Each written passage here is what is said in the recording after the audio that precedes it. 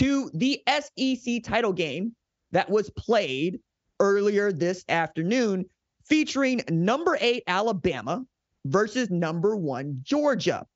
Now, as much as I had said I thought Alabama got a shot here because they got this dude Jalen Milroe, it's quite a thing for me to say on Tuesday that Alabama has a shot. It's another for number 8 Alabama to upset number 1 Georgia 27-24. Georgia showed up to this game as a 5.5-point favorite, having not lost a football game since it lost to Alabama 727 days ago. It's a Georgia football team that was riding a 29-game win streak and had won back-to-back national championships. And this season, the overarching story for this Georgia football team is, could it be the first program in modern history to win 3 consecutive national championships? Only Minnesota had accomplished it, and that's 34, 35, 36, which predates World War II. So really, Georgia was already in some rarefied air here going back to back.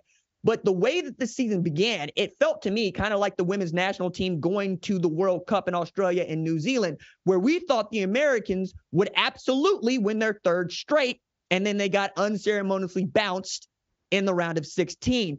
This is, for lack of a better term, Alabama, Georgia, the round of 16 for Georgia, because it felt like after what we saw Washington do, which we'll talk about against Oregon, that the winner of the SEC title game might get in. If it's Georgia, for sure it'll get in. But with Alabama, it becomes a little bit interesting. And it's really about how that game was played out on the field. Now, I had waffled on Michigan and Georgia, as my number 1 ranked teams because I want to see dominance. And when Georgia needs to come back to beat Auburn, and Georgia is showing me that they're kind of not into beating teams that don't have numbers by their names. They lose Brock Bowers, and then they show up in the world's largest outdoor cocktail party and give it to Florida. And then they give it to Missouri. And then they give it to Ole Miss. And all of a sudden it feels like, okay, this is the kind of Georgia team that I expected to see, number 1 ranked and dominant.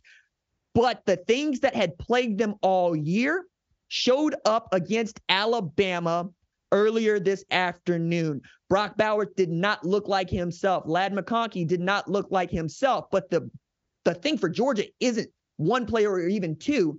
It's that they are deep everywhere. So I expected to see them spread the ball around, and they did, right? We got to see Kendall Milton getting into the game as much as Dejon Edwards did. We got to see Carson Beck really spread the ball around.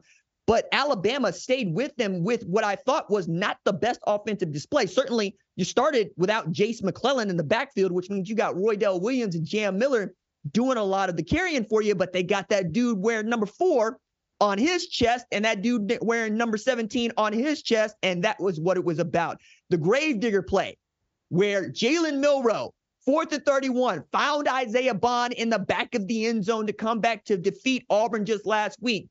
You got to see what that chemistry is like in this game, as when it was time to go get a TD, and you got to go get it in winning time, there were a couple of plays that both Jalen Milroe and Isaiah Bond made to really make me believe that Alabama is one of the best teams in college football. So first, we get to see Kirby Smart at the end of the half calls timeout. He wants to force Nick Saban to make a decision, right? It's love to see those guys going at it. And then they come out, they get to the line of scrimmage, and Nick Saban calls a timeout and basically called Kirby's bluff and put the ball in Jalen Milroe's hands. And Milroe threw an out route of out routes to Isaiah Bond to put them in position to get another score. That was the first play. The second play is really, we're expecting Alabama to be in a good spot in the 4th quarter to put this game away. They are up 20-10.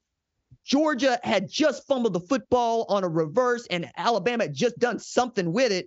But then you get to see UGA's defense show up, and they get to force a punt out of Alabama, and you get Anthony Evans' 31-yard return to put them in good position, and they cut the lead to 20-17.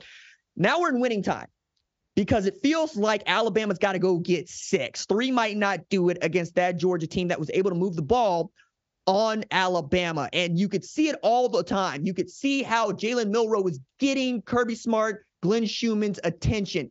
They are spying him with 2 dudes in the middle, and I've never seen that before. I've never seen you double cover a QB draw, but that is the kind of respect that Kirby Smart and that defense had for Jalen Milroe, and it also was them trying to cover up a deficiency, and we rarely see deficiencies for a Georgia defense, and that deficiency is they're not really great against mobile quarterbacks, and Jalen Milroe was the best mobile quarterback they had seen all year.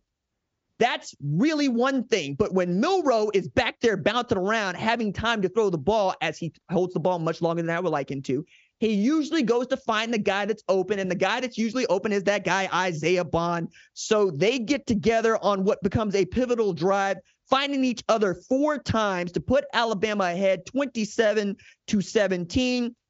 Georgia gets back in there, but it really comes down to a missed field goal that happened in the first half. And yet and still, the game is in Milroe's hands. They got to go get first downs. They got to get 2 of them to basically ice the game.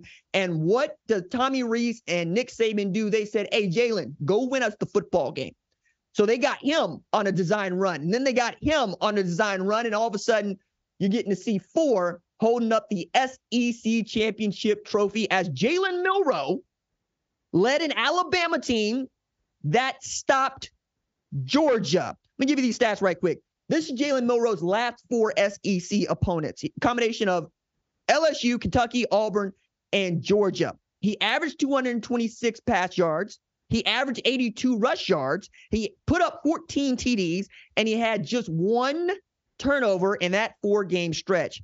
With respect to what Jaden Daniels has done this year, and it is quite phenomenal what he has done. With respect to what Michael Penix has done, particularly against Oregon, what Bo Nix has been all year, the best player in college football is the guy that can lead his team to stop the best team in college football. That's Jalen Milroe. That's the Heisman Trophy winner. You don't need to complicate this. Best player on the best team usually wins this thing. And in winning time, that's what you want.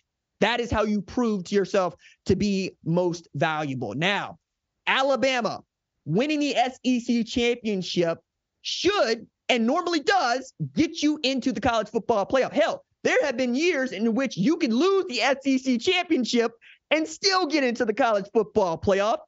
But this year is quite different. So while I acknowledge, like the rest of you, Alabama has a claim to playing in the college football playoff, and no matter what Kirby Smart wants to tell you, Georgia does not, this could be a year that we don't see an SEC team in the college football playoff for good damn reason. If you like what you've seen, consider subscribing to the #1 college football show on YouTube, the Fox Sports app, or wherever you get your podcast.